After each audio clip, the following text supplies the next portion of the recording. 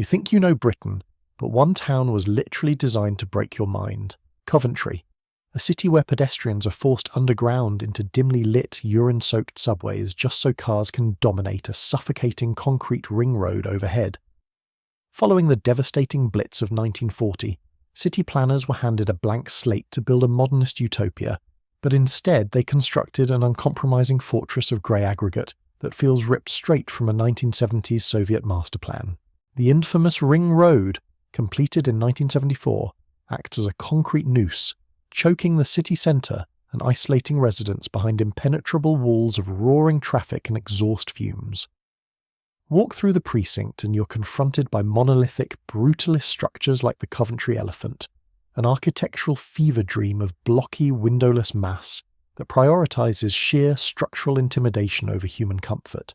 The public squares, designed for a socialist ideal of community gathering, have instead become windswept concrete plains battered by the Midlands weather, where the original bright vision has stained into a permanent streaky grey. Navigating the centre on foot requires a masterclass in reading faded signs leading down into subterranean pedestrian tunnels that feel undeniably hostile after dark. Decades of chronic underfunding and shifting retail habits have left massive sections of this post-war experiment hollowed out, replacing the promised civic pride with a lingering sense of architectural regret. It feels less like a historic English city and more like a penal colony for motorists, where the sheer volume of concrete crushes the human spirit on a daily basis.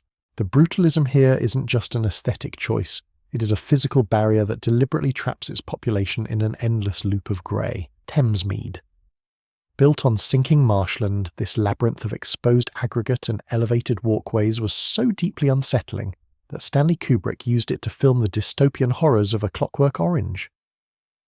Located in the desolate reaches of southeast London, Thamesmead was launched in 1968 as the Greater London Council's ultimate solution to the housing crisis, designed to accommodate 60,000 people in futuristic, system-built concrete slabs. But the reality is a chilling reflection of Eastern Bloc functionalism, isolated by a total lack of transport infrastructure that trapped its first generations of residents in a sprawling, damp concrete maze.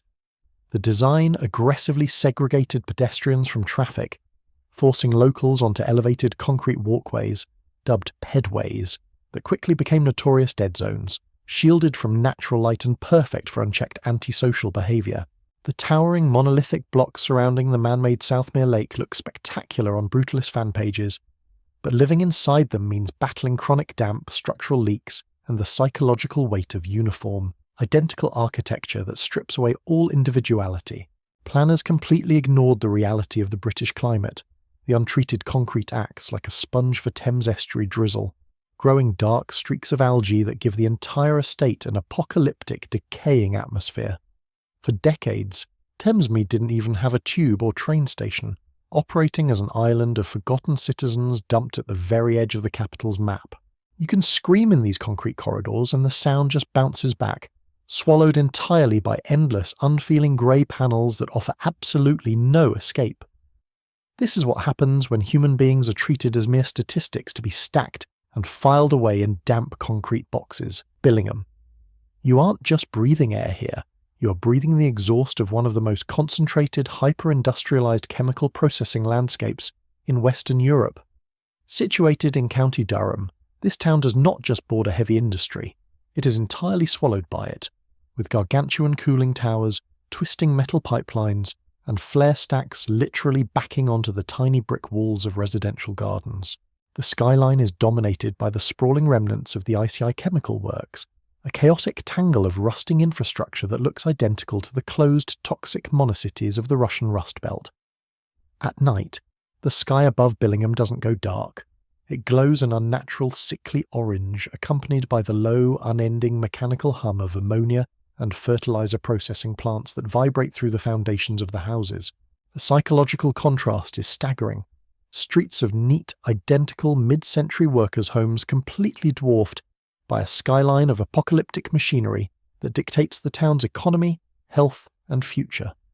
Historic mining of anhydrite beneath the town has even caused parts of the actual ground to become unstable, leaving an invisible threat below to match the terrifying industrial labyrinth above. During the winter, thick chemical fog rolls off the river Tees and mixes with the emissions, creating an atmosphere so thick and metallic you can practically taste the sulphur on the back of your tongue. Waking up to the shadow of a monolithic cooling tower looming over your back garden is a daily psychological weight no one should ever have to carry. It is a town held entirely hostage by a colossal, breathing machine that demands absolute submission from the people living in its shadow. Port Talbot. The M4 motorway doesn't just bypass this Welsh town, it drives you directly through a post-apocalyptic rusted steel labyrinth that literally rains black dust onto the streets below. The Port Talbot Steelworks is a gargantuan 3-mile-long monster of blast furnaces and smokestacks that completely dictates the town's existence, churning out thousands of tons of emissions and casting a permanent toxic shadow over the coastline. The aesthetic is so profoundly grim and futuristic that director Ridley Scott explicitly cited this exact skyline as his primary inspiration for the dystopian, polluted Los Angeles of Blade Runner. Residents here spend their lives scrubbing a fine metallic grit from their windowsills and cars, a phenomenon locals grimly refer to as black snow, a direct consequence of living mere meters from one of the heaviest polluting sites in the United Kingdom. Health statistics in the area have historically reflected the terrifying reality of breathing in elevated levels of PM10 particulates. Yet the town remains shackled to the industry, fully aware that the moment the rusting furnaces stop burning, the entire local economy will instantly collapse. The juxtaposition is jarring, an expanse of otherwise beautiful Welsh coastline completely marred by mountains of coal slag heaps and the blinding, violent glow of molten iron venting into the night sky. Driving past the works as flames shoot from the towering stacks feels like descending into an industrial hellscape, where the environment has been permanently surrendered to heavy industry. Looking up at the rusting pipes venting fire into the Welsh rain, you realise human lungs were never meant to process this atmosphere. The town is nothing but a casualty of a brutal, unforgiving industrial machine, Cumbernauld. The only town in Britain where the entire civic centre was built as a single, windowless, alien megastructure suspended over a dual carriageway, actively designed to break your mind. Designated as a Scottish new town in 1956 to house Glasgow's overspill, its creators built an architectural nightmare so hostile and depressing that it has consistently been voted the absolute worst town in the United Kingdom. The infamous Phase 1 town centre is a colossal, decaying concrete spaceship plonked on top of a hill, a brutalist fortress of dark wind tunnel corridors, leaky roofs, and dead-end ramps that deliberately disorientates anyone trapped inside.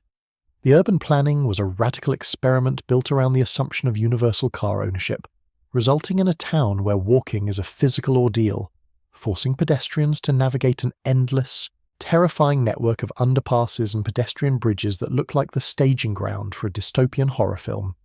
Instead of a traditional high street, citizens were given a concrete bunker that has slowly rotted over the last 50 years, suffering from chronic concrete cancer, structural failures, and a level of aesthetic bleakness that easily rivals the most punishing authoritarian districts of Soviet-era Eastern Europe. It is so universally despised that multiple campaigns have demanded its complete demolition. Yet the megastructure is so massively entrenched in the town's skeleton that tearing it down is considered logistically impossible.